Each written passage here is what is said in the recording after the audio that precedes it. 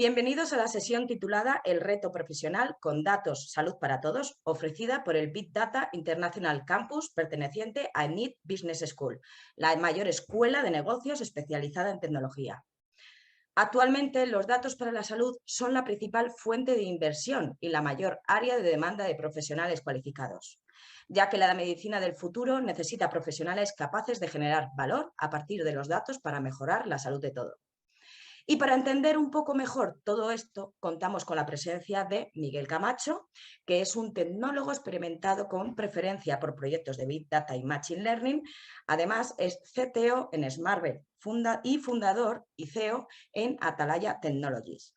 También es el director académico del Big Data International Campus y tutor del máster de Machine Learning y también el máster en Big Data Sanitario. También contamos con la presencia de Andrea Barbiero, que es licenciada en Administración de Servicios de la Salud y desde 2005 se dedica a los servicios de consultoría orientado a los diferentes agentes del ecosistema de la salud en la transición de sus desafíos relacionados con la transformación e innovación digital. Es consultora de innovación social y salud digital y fundadora de ecosalud.com.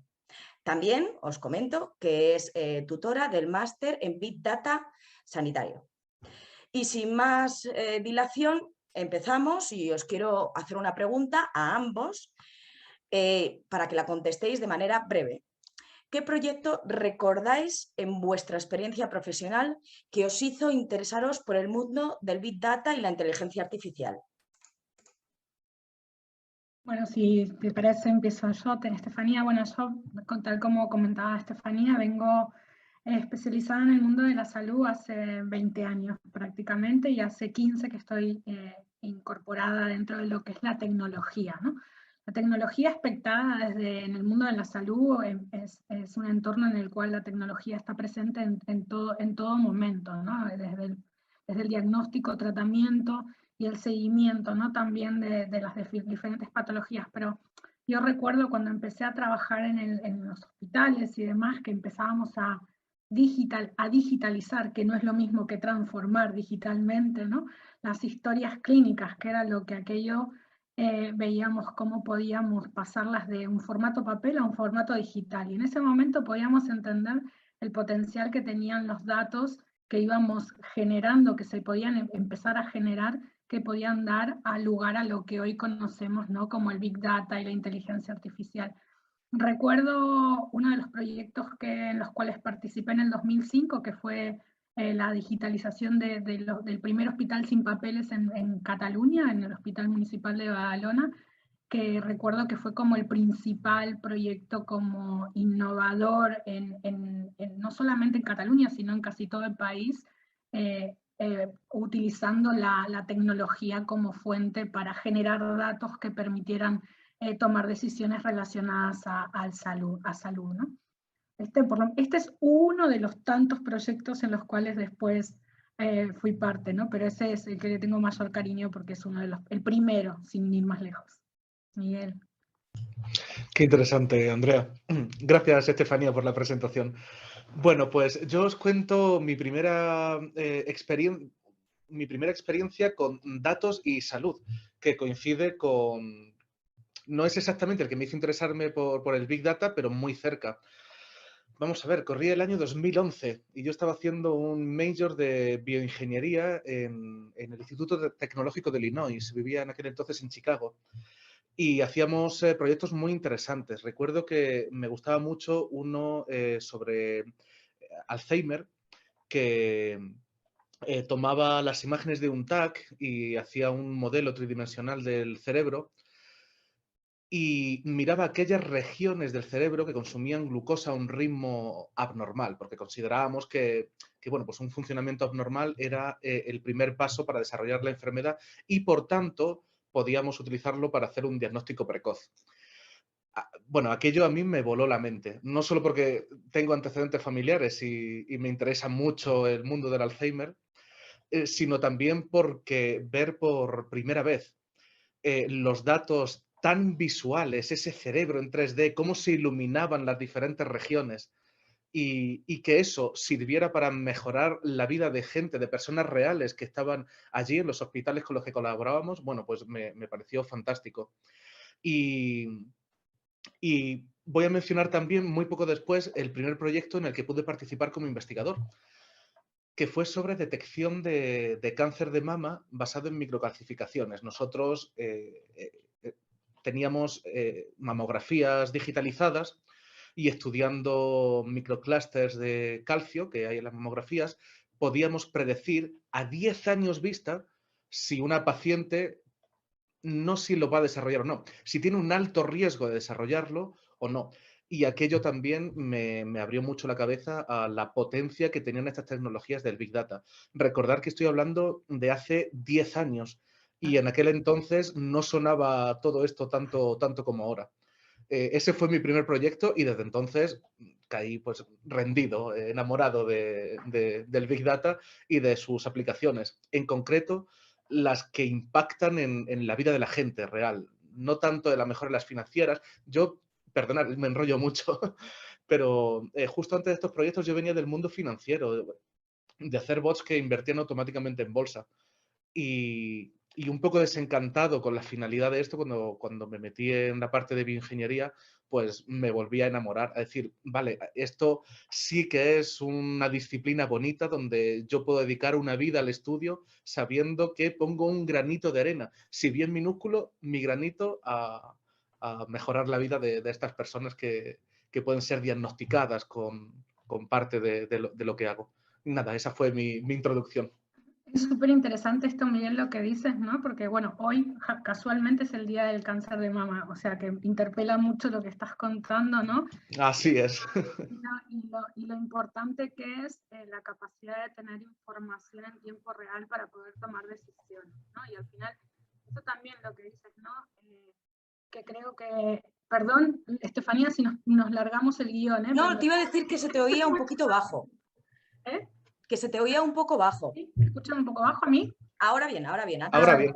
Ahora bien, sí. Suelo hablar bajo, así que gritaré. No, lo que te decía es que también es interesante esto que dices, ¿no? De que la perspectiva del uso de las tecnologías, del Big Data o de la inteligencia artificial, también tenemos que tenerlo en cuenta desde el punto de vista de la capacidad que tenemos de mejorar la salud de las personas y ayudar a las personas, ¿no? Los datos expectados como un bien común para el bien, ¿no? Porque Eso últimamente vamos escuchando tanta distopía y tanto, ¿no? Tanto entorno complejo en relación a la inteligencia artificial y a los datos, que es importante también entender que tenemos que crear espacios, narrativas y personas que quieran dedicarse a esto para hacer un bien, ¿no? Para ayudar a mejorar la salud de las personas, y sin duda lo hemos visto en los últimos 19 meses, ¿no? Que ya llevamos 19 meses de pandemia, ¿no? Como los datos han permitido que logremos resolver problemáticas que de otra manera no hubiese sido posible. Y no solamente eso, sino también la posibilidad de trabajar de manera colaborativa, ¿no? La información, compartir la información en tiempo real, creo que es realmente interesante, ¿no? Bueno, no sé, creo que me parece súper interesante y me interpela que justo hablaras hoy del cáncer de mama como uno de tus proyectos estrella, ¿no? Sí, además Has fue el que... hablado, Andrea, lo siento por interrumpirte, Miguel, que has contestado una cuestión que en el campo de la salud, ¿cuál crees que ha sido el gran avance relacionado con el Big Data? Y un ejemplo de ello, has comentado sobre los 19 meses que llevamos de pandemia. Sí, no, y después creo que uno de los proyectos, por ejemplo, más importantes que hemos visto en relación, bueno, el genoma humano, el proyecto de genoma humano ha hecho un cambio particular, ¿no? En relación al avance de las tecnologías, al avance de los datos en salud, ¿no? Somos 6.000 millones de letras cada uno de nosotros, y esas 6.000 millones de letras son datos que nos definen a nosotros mismos. ¿Qué más que eso? Somos datos. O sea, todo nuestro ser es dato, y hoy en día esta información está compartida si podemos compartir esa información, expectarla para el bien, como decía antes, wow, esto es lo que estamos, en la era en la que estamos, realmente es muy interesante todo lo que podemos generar, ¿no? Y hay proyectos relacionados, por ejemplo, con genómica y demás, muy interesantes que nos permiten identificar patrones de comportamiento sobre nosotros mismos, que eso es lo que hace la medicina de precisión, ¿no? Que es esa medicina personalizada, poblacional, que permite poder cambiar esa perspectiva, ¿no? Que teníamos antes de un tratamiento para todos, que le dicen el one fit for all, ¿no? De un tratamiento para todos a tener un tratamiento para cada uno de nosotros. Eso es un cambio realmente potencial, y eso solo es posible por las tecnologías, por los datos que podemos compartir, y por supuesto por la inteligencia artificial que hace posible que esos datos creen patrones de comportamiento y de decisión, ¿no? Y por conocer un poquito el origen, Miguel, porque claro, estamos hablando de datos de medicina y de salud, pero ¿nos podrías explicar un poco más sobre la base del Big Data, sus orígenes, etcétera, para empezar desde el principio? Muy bien, pues yo os cuento, y que no se me olvide, quiero comentar también sobre lo que dice Andrea, me parece interesantísimo. Lo que dice es muy importante, esto de la medicina para el individuo, la que no es genérica. Ahora te duele la cabeza y te tomas una aspirina, ala, 1 miligramo de ácido acetilsalicídico. Pero esto en el futuro no debe ser así. Todos somos individuos diferentes, con necesidades diferentes, con cuerpos diferentes, reacciones diferentes. Y la medicina, ya no solo para cuando te duele la cabeza, sino para todo, tiene que estar totalmente adaptada al individuo. Pero bueno, esto lo dejo para comentarlo más luego, y os hablo un poco del Big Data. Bueno, hay muchos orígenes del Big Data. A mí me gusta contar cuando en el 96 la NASA se encuentra con el problema de que no es capaz de computar una imagen del cielo nocturno con un solo ordenador, y tiene que partirla, y descubren que al partirla pues pierden información y tienen que empezar a abandonar el paradigma de los superordenadores, que se escuchaba mucho en los 90, no sé si os acordáis, con Deep Blue y todos estos, a las redes distribuidas de ordenadores, y así nace gran parte de lo que es el Big Data de hoy. Hay, como digo, muchos orígenes, muchas definiciones. Lo que está claro es que el Big Data es el análisis masivo de datos para tomar decisiones sobre ellos, lo cual convierte eso con lo que tratamos no en datos, sino en conocimiento. En otro foro, cuando tengamos más tiempo, os hablo del viaje del dato pasando por la información hacia el conocimiento, pero esa es la clave, que a partir de datos, normalmente grandes tablas de números poco interpretables, podemos alcanzar conclusiones que impactan en la gente. La definición más técnica es un conjunto de técnicas y herramientas para tomar decisiones basadas en grandes cantidades de datos, por ende. Y bueno, os voy a hablar aquí de las famosas Vs del Big Data, más que como una definición, como una regla mnemotécnica para saber cómo impacta esto. Se habla clásicamente del volumen, variedad y velocidad. Son las Vs del Big Data. Y nos dicen que para hacer Big Data lo que tienes que tener es un enorme volumen de datos. Por ejemplo, si ponemos cualquier investigación que se hace en medicina, lo primero que necesitamos es tener un montón de casos para estudiar. En variedad, de nada nos sirve que estudiemos solamente un tipo de casos si no tenemos una variedad en la casuística. Lo que, por ejemplo, en salud viene siendo pues cuando hacemos un ensayo clínico con personas sanas y personas que tienen una patología. Y la velocidad, de nada nos sirve tener datos de cientos de millones de letras, como dice Andrea, de genoma de muchas personas, si no podemos computarlos en un tiempo razonable y sacar conclusiones casi en tiempo real. Luego hay muchas Vs que se añaden a estas, pero ya entra dentro de lo anecdótico. Lo que está claro es que el Big Data nos permite coger muchísimos datos y sacar conclusiones rápidas de ellos. Y eso en medicina es invaluable. Tenía que quitar el micrófono. Andrea, te quiero hacer una cuestión. ¿Cuáles crees que son los principales retos? Bueno, porque has hablado de ejemplos, pero ¿cuáles crees que son los principales retos en el entorno de la medicina para lograr todo el potencial que el Big Data puede tener? Yo creo que en este caso los retos principales son profesionales capacitados para poder manejar todo ese volumen, velocidad, ¿no? Y variedad de datos que decía Miguel Ángel. Hoy en día sabemos que los data science o sea, la ciencia de datos hay muy pocos profesionales o se están formando, ¿no? Pero hace falta muchos más profesionales que puedan conocer esta ciencia y poder entender la aplicabilidad en el entorno de la salud, ¿no? O sea, creo que ahí también es importante poder entender el contexto en el que estamos, ¿no? Y para eso sí que es importante conocer un poco, no solamente la ciencia de datos, sino también entender al interlocutor, cuál es su problema, cuál es su necesidad, cuál es su problemática y poder resolverla, ¿no? Porque si no, siempre nos encontramos con que hablan dos idiomas diferentes. O sea, nosotros los tecnólogos, cuando entrábamos al mundo de la salud, bueno, yo soy un perfil un poco raro, ¿no? Porque no soy tecnóloga de base, pero soy como una traductora entre los tecnólogos y los médicos, ¿no? Porque puedo entender los dos lenguajes, ¿no? Pero es importante que existan estos perfiles que realmente permitan y entiendan las necesidades y las herramientas de cada uno de los sectores. Además, necesitamos demostrar la eficacia y la evidencia científica de estas tecnologías y demás.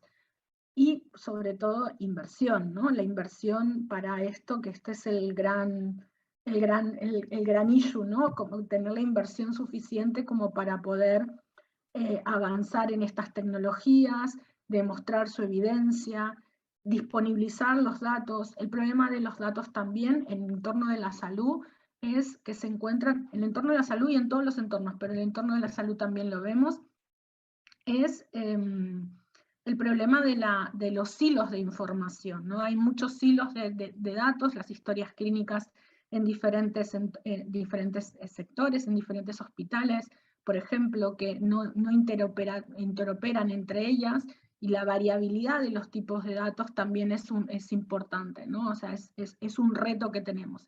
La interoperabilidad es el gran reto en el entorno, en nuestro entorno de la salud, que poco a poco nos vamos poniendo digamos, nos vamos profesionalizando, pero la realidad, por ejemplo, en Perú, hablando de que hay alguna persona de Latinoamérica o de aquí, es absolutamente diferente. Entonces, esa base es la que nos hace que la inteligencia artificial y la Big Data sea realmente un potencial próximo o ciencia ficción en otros contextos, ¿no?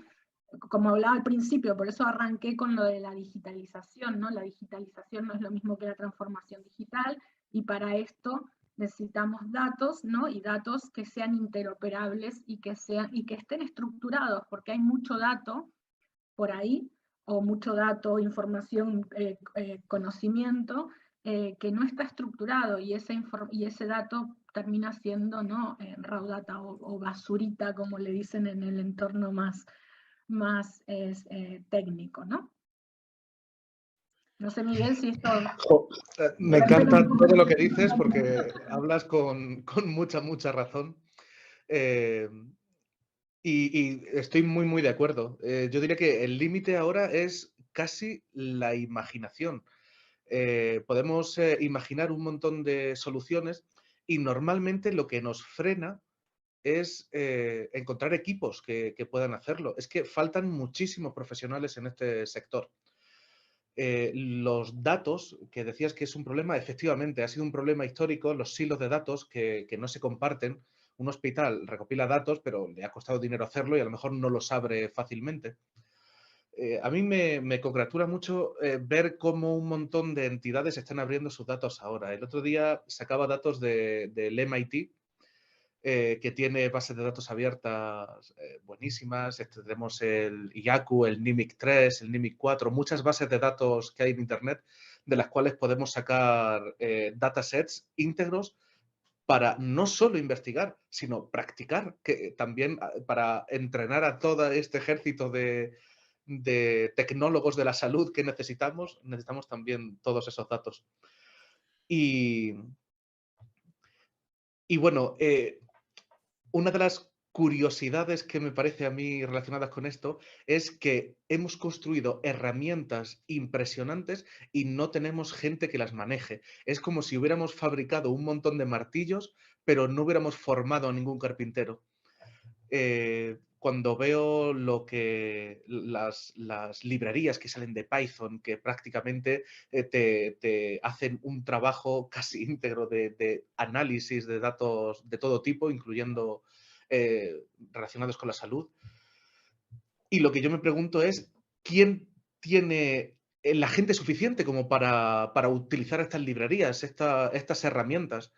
Y bueno, pues gracias a Dios hay un montón de formas hoy en día de formarse en estas materias y aprender a utilizar estas herramientas. Hablas, Miguel, de que hay escasez de profesionales cualificados y en concreto, para responder una pregunta de una persona que ha escrito, pues ya enlazando con lo que estabas comentando, en concreto un tecnólogo médico de laboratorio, vamos a responder primero su segunda pregunta, si os parece, ¿qué necesita para ser un analista de datos? ¿Qué es necesario? ¿Saber sobre ingeniería de datos? Sí, efectivamente. Para ser un analista de datos hay que saber mucho sobre datos, pero saber sobre datos es difuso. Hay muchas formas de acercarse al dato. Uno se puede acercar al dato desde muchas direcciones. A lo mejor no es lo mismo un analista de datos que un científico de datos o que un... Bueno, hay muchos perfiles sobre datos. Depende de lo que quiera lograr. A mí el perfil con el que más me siento identificado es con el de científico de datos, que no solamente toma los datos y los transforma dándole valor, sino que es capaz de sacar conclusiones sobre los datos. A mí esta me parece la clave, lograr tener datos en la forma que sean, crudos incluido, y en el final del análisis lograr sacar una conclusión. Por ejemplo, como os decía antes en el proyecto del análisis de mamografías, pues que te entre esa información y tú puedas etiquetar esa mamografía con un riesgo, esa conclusión, ese feedback de vuelta. ¿Qué hace falta para ser un científico de datos? Manejar un set de herramientas. Igual que para ser carpintero también tienes que saber manejar pues, el martillo, la sierra, etc. Y ese set de herramientas normalmente incluye estadística, programación y visualización de datos. Yo diría que es el ABC de la ciencia de datos. Y cambiando así un poco de tercio, aunque ya lo has explicado un poquito, ¿qué se está haciendo ahora en el mundo de la ciencia de los datos de la salud? Miguel. Eso casi se contesta mejor diciendo que no se está haciendo, porque ahora mismo hay tal variabilidad de investigaciones, es imposible estar al día. Yo os puedo decir las que más me gustan, las que se están haciendo, pero soy consciente del enorme potencial que tiene esto, desde el análisis desde el diagnóstico precoz, que es la parte a la que quizá yo estoy más cercano, que se hace analizando los datos en un modo supervisado, es decir, intentando llegar a una conclusión basado en muchos datos que ya teníamos de antes. Por ejemplo, tienes un montón de casos de personas que tienen una patología y personas sanas, recoges biomarcadores y logras sacar una conclusión para decir si una persona de la cual no conoces el estado de salud tiene un alto riesgo o un bajo riesgo. Y por apelar a la curiosidad de los que nos oyen, quiero hablar de AlphaFold, que si me decís, ¿qué se está haciendo hoy en el mundo de los datos? A mí lo que más me impresiona probablemente sea esta aplicación que se dedica a modelizar en 3D las proteínas a partir de su función definitoria, de su ecuación, de sus cadenas de aminoácidos. Me parece impresionante lo que se hace porque ha revolucionado el mundo de la medicina. Esto era algo que antes no se podía hacer por otros medios. Nos ha lanzado al futuro en el campo médico 10 o 15 años, si no más quizá. Y tenemos que reconocer la importancia de esto que nos dice la forma en 3D de las proteínas y, por tanto, dónde encajan esas proteínas dentro de las células de nuestro cuerpo que van a dar tratamientos pues, impresionantes. A mí me gustaba uno que ya estudié hace 10 años. Os lo voy a contar. Yo es que soy muy pesadito, os cuento muchas batallitas. Lo que hacían era, para los pacientes de cáncer, que era lo que yo más he investigado, sabéis que la quimioterapia es útil, pero también es un viaje para el cuerpo. Hay que mantener siempre un equilibrio muy exacto para dar la suficiente como para atacar al tumor, pero no tanta como para que afecte demasiado negativamente al paciente. Así que investigadores metían quimio en una microcápsula de oro, una nanocápsula diría mejor, y le enchufaban una proteína que encajaba perfectamente con el tumor. Así, una vez que lo teníamos dentro del cuerpo, esas proteínas encajaban en el tumor y con un impulso eléctrico fundían ese recubrimiento de oro liberando la quimioterapia en aquellas células que tuvieran que ser afectadas, dejando a las células sanas totalmente no afectadas. ¿Y cuál era el gran problema de eso? Pues que el cáncer, como todos sabéis, no es una enfermedad, es un conjunto muy variable de enfermedades que se recogen bajo el mismo nombre, pero cada una, por hablar mal y pronto, son de su padre y de su madre. Y por tanto, encontrar aquellas proteínas que encajaban en las células que tú querías atacar era complicadísimo. Bueno, pues eso que ya se hablaba hace muchísimo tiempo, pero que era impracticable generalizarlo, por fin se puede hacer. Ahora, justo ahora. Estoy hablando de 2 años a esta parte que salió AlphaFold. AlphaFold 2 ha salido ahora en 2021. O sea, estamos viviendo una auténtica revolución. Estamos en la mitad de una revolución sanitaria. Y esto que os digo de AlphaFold, que es impresionante y que nuestra imaginación ni se lo planteaba hace 10 años, está pasando en muchos ámbitos de la salud, no solamente en la estructura de proteínas. Está pasando, como decía Andrea, en ADN. Está pasando en cardiología, donde también hay muchísimas aplicaciones que son capaces de detectarnos una posible patología mucho antes de que ocurra, meses antes. Como podéis imaginar, el diagnóstico temprano es una de las herramientas más potentes contra cualquier enfermedad. Y bueno, pues aquí podría seguir contándonos cosas que se están haciendo y no hace falta irse tan a lo grande, también cosas que se están haciendo a lo pequeño, que podemos hacer nosotros en nuestra casa con un ordenador. Por contrastar con esto de AlphaFold, de proteínas y ADN, os digo también que soy muy amigo de las aplicaciones basadas en inteligencia artificial de yoga, que mejoran también la salud de las personas a través de un enfoque totalmente diferente, pero bueno, pues muy útil también y muy necesario, sobre todo en estos tiempos que vivimos. Entonces, ¿qué se está haciendo? ¿Qué no se está haciendo? Estamos en medio de una revolución, en el ojo del huracán. Ojalá yo supiera qué se está haciendo, pero es imposible estar al día con tantísimas líneas de investigación como estamos viviendo hoy. Esto es muy bueno para la gente que entra en este mundillo, porque prácticamente te guste lo que te guste y por donde te quieras enfocar, vas a encontrar un nicho en salud basada en datos. A mí me hace pensar esto, Miguel, como que al final el techo está en las buenas preguntas que te hagas. Muy de acuerdo. ¿No? O sea, no tiene que ver con las respuestas que vendrían a ser los proyectos o las aplicabilidades que existen hoy en día, ¿no? Sino las posibilidades de hacerte las preguntas que quieras hacerte y que utilices esas herramientas, como decías tú, esos martillos, para poder crear, ¿no? Claro, alguien con un martillo y un martillo y un clavo te puede hacer algo que tú no lo hubieses pensado, ¿no? Entonces, al final, tiene que ver un poco con eso, y con lo que hablabas también un poco de esto de cuáles son los proyectos o las aplicabilidades que hay del Big Data o de la inteligencia artificial en el mundo de la salud, es el diagnóstico temprano, sin duda. Para mí uno de los proyectos que más me interesan y me interpelan es el identificar a través de la inteligencia artificial, a través de las imágenes radiológicas, la probabilidad de una retinopatía diabética, por ejemplo, ¿no? O sea, porque el ojo humano no tiene la capacidad de poder identificar lo que puede ver la máquina, ¿no? Por tanto, eso hace que las imágenes radiológicas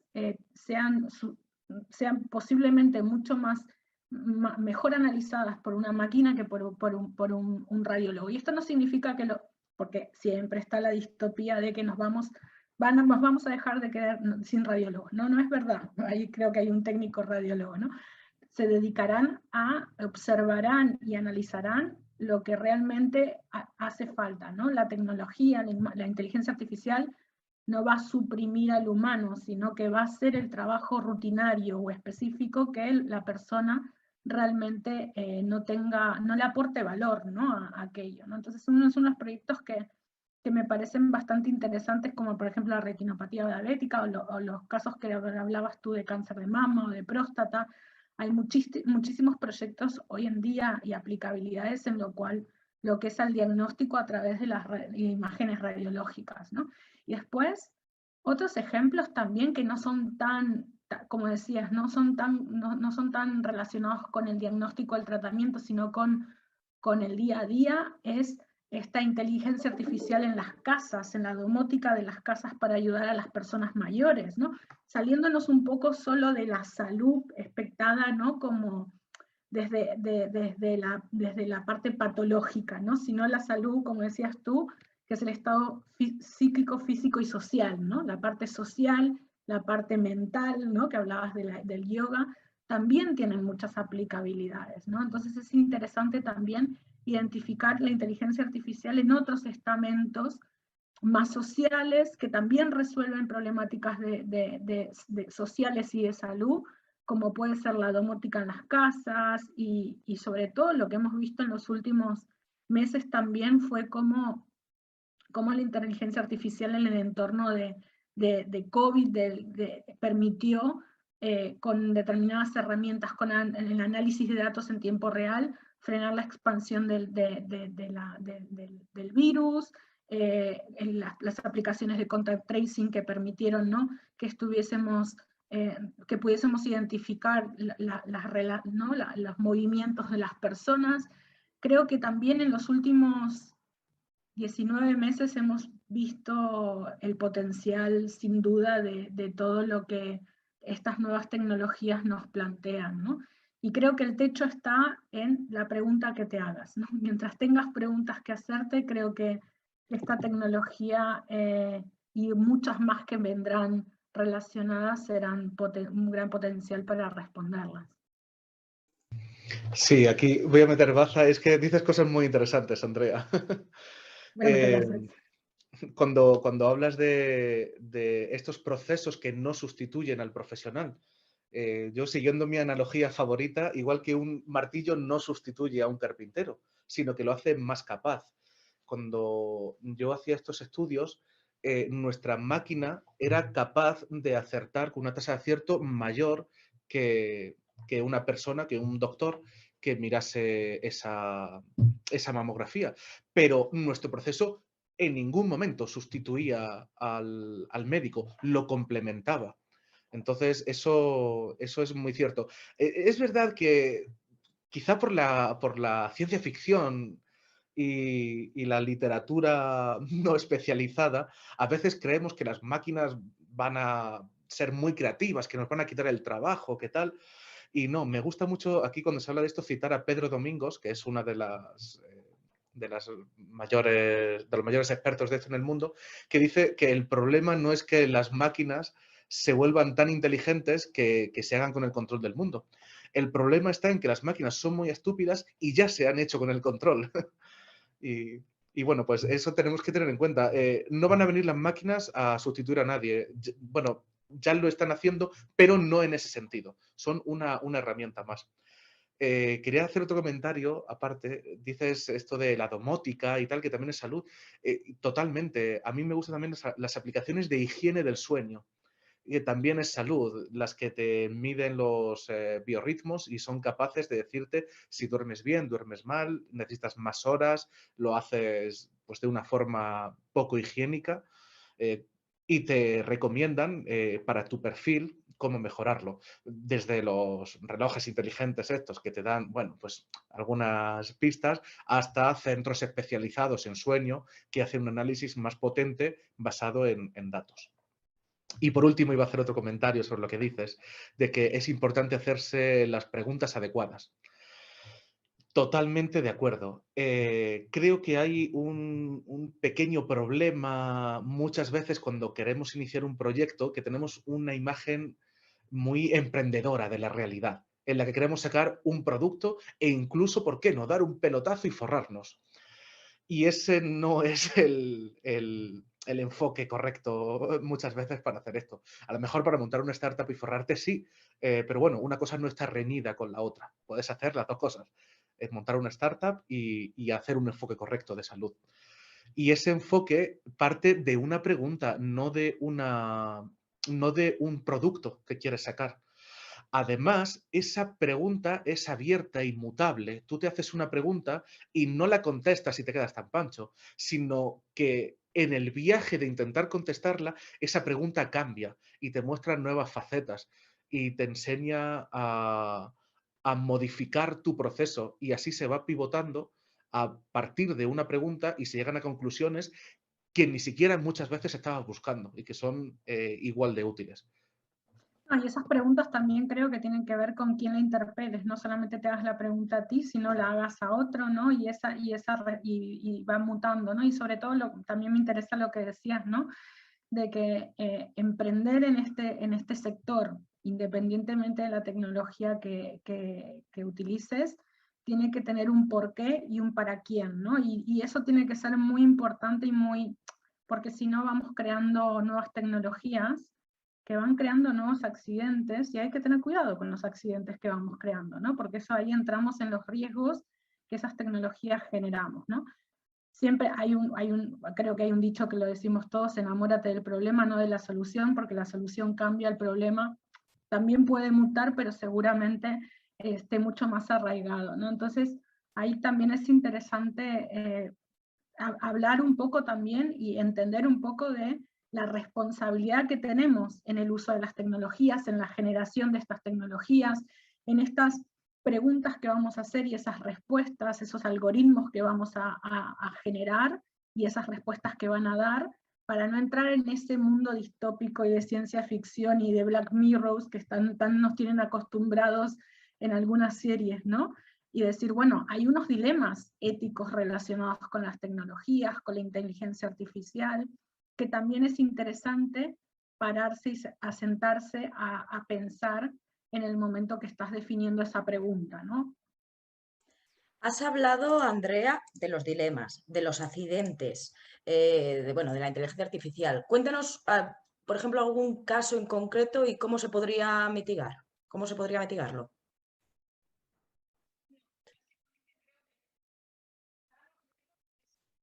Andrea, no se te escucha. No sé por qué. Porque ahora, a ver. ¿Me escucháis? Sí, ahora sí, ahora sí. Vale.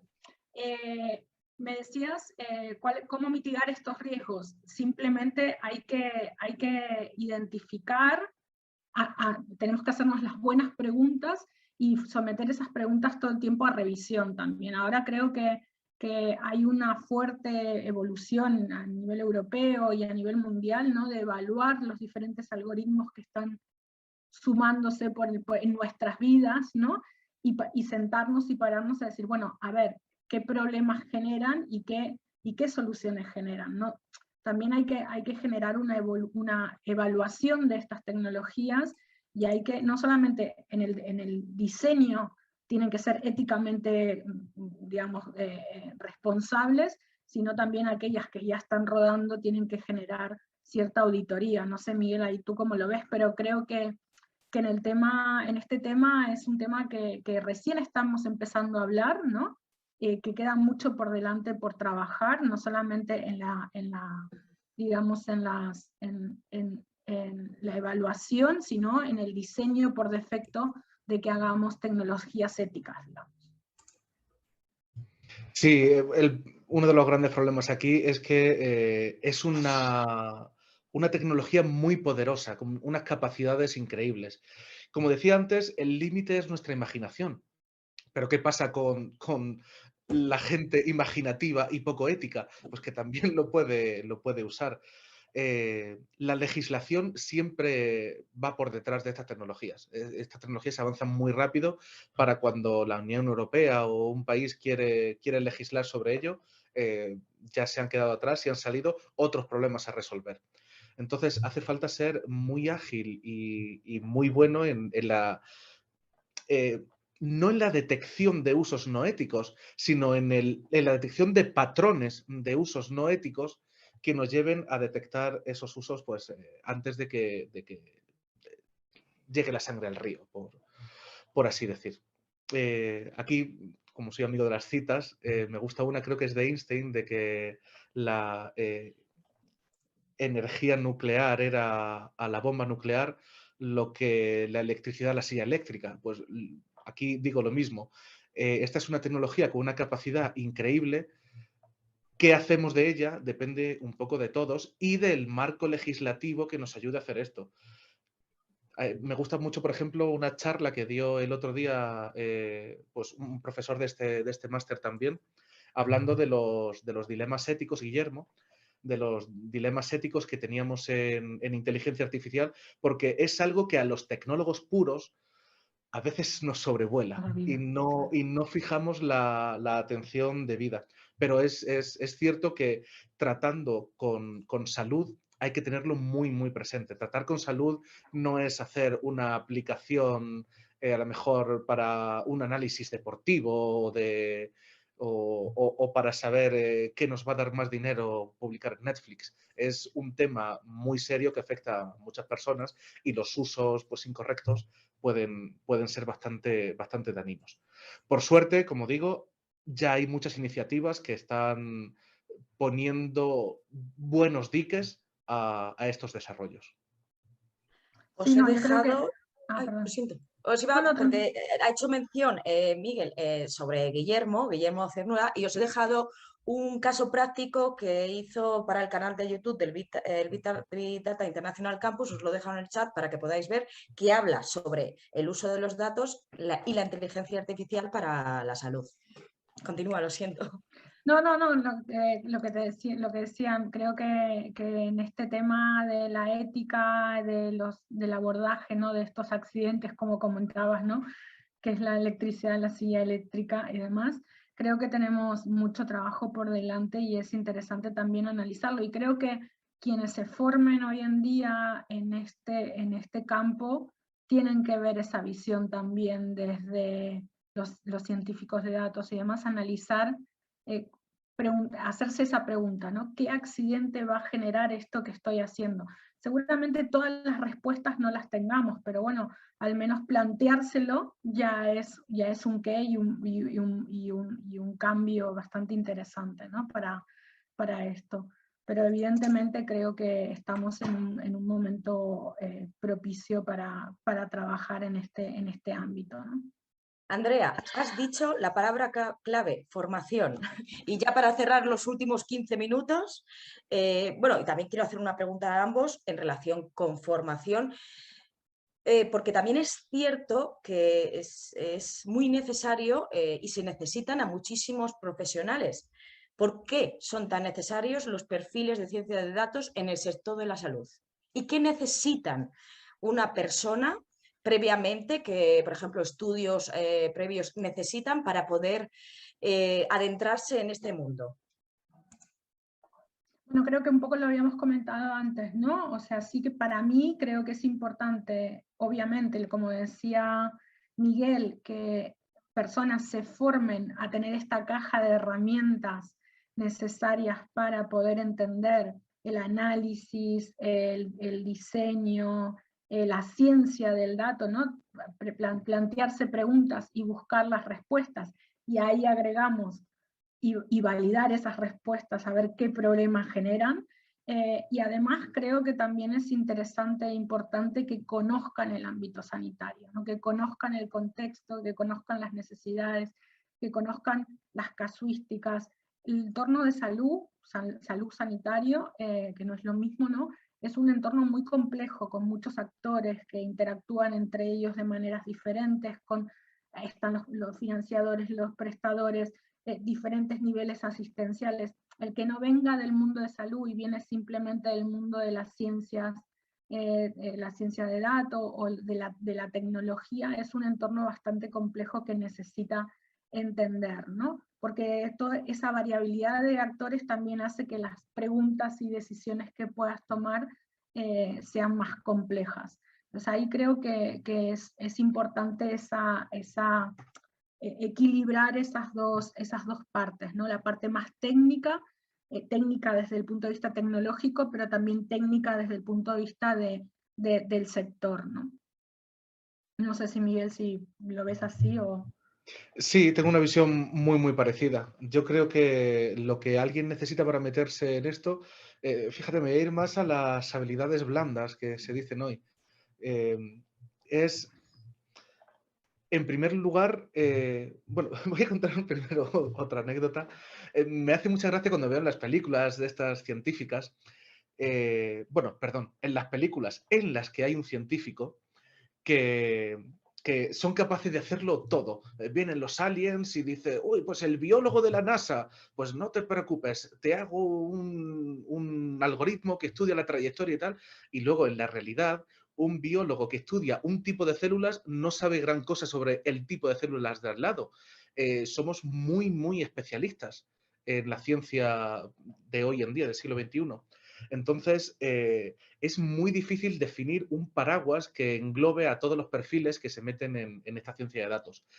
Por eso yo voy a insistir una vez más en las herramientas. Cuando uno tiene las herramientas, es mucho más fácil centrarse en un sector o en otro. Eso no significa que sabiendo las herramientas puedas entrar en cualquier sitio y resolver problemas de cualquier ámbito, ni mucho menos. Pero es cierto que esas herramientas te dan una experiencia que es reutilizable en varios ámbitos. Yo, por ejemplo, pues empecé, como os digo, en el mundo de las finanzas, he seguido en el de la salud y ahora soy consultor y hago proyectos de muchos tipos. Mi proyecto actual está en turismo.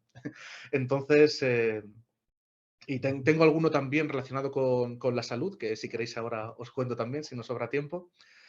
Pero voy a insistir en que es muy importante conocer las herramientas. Herramientas que pueden diferir de una aplicación a otra, pero que suelen tener como base la estadística, la programación y el proceso.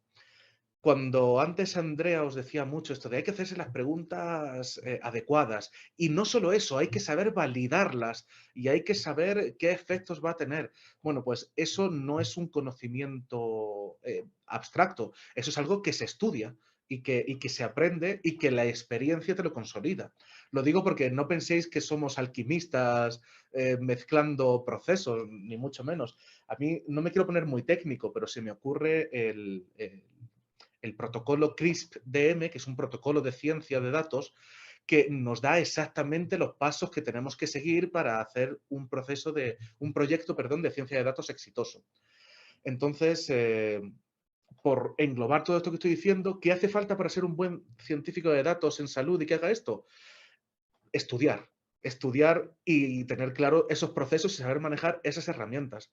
Insisto en que esto no son ideas felices, y menos en medicina, donde los procesos están muy estructurados porque pueden ser muy buenos, pero también pueden tener una parte mala de la que hay que cuidarse.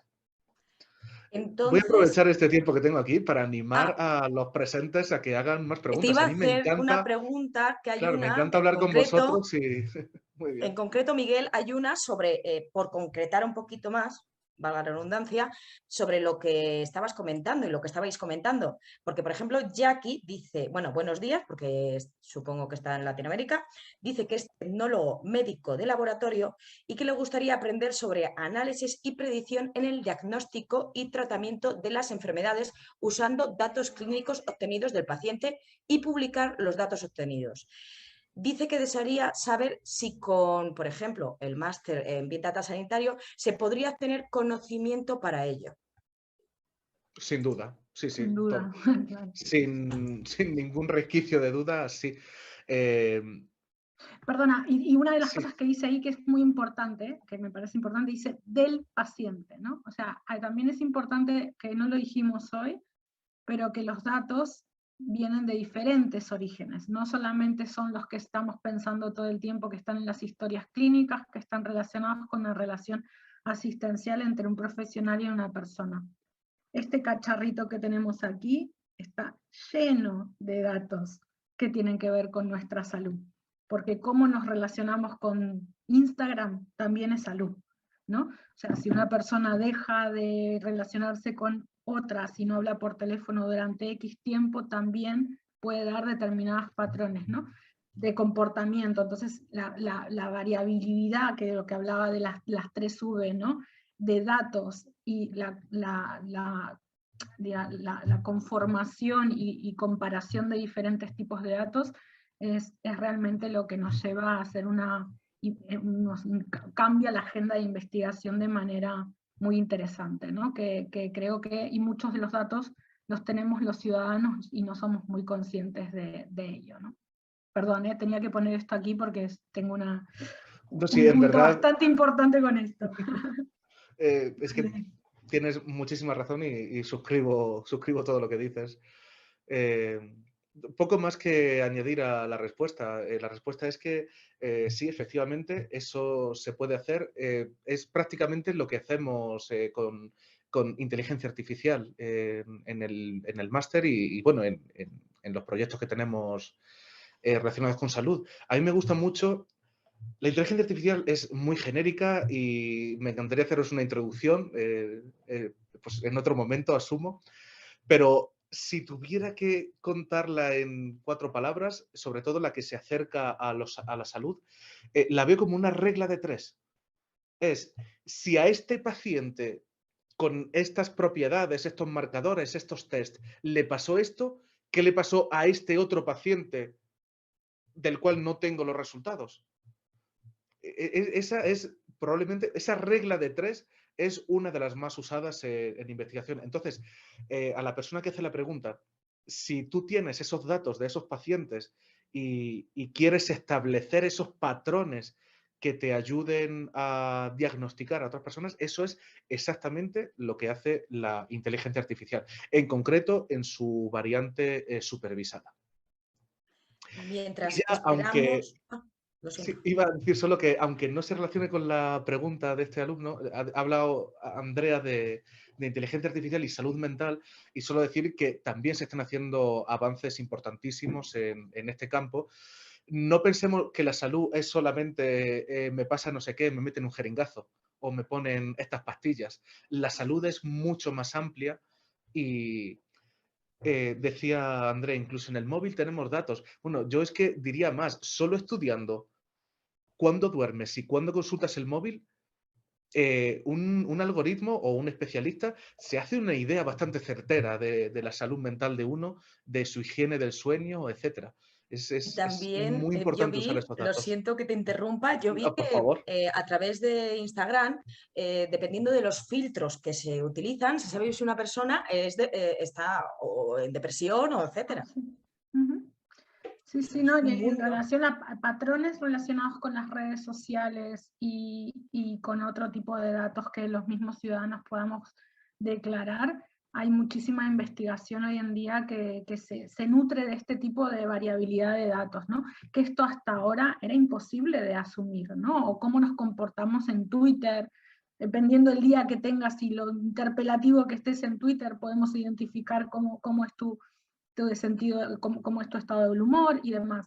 Hay muchos patrones que se dan que realmente todo esto es posible porque, como dije al principio, somos datos, entonces al final estamos generando todo el tiempo ese tipo de datos que estructurada, analizada, se transforma en información y conocimiento, como decía Miguel antes.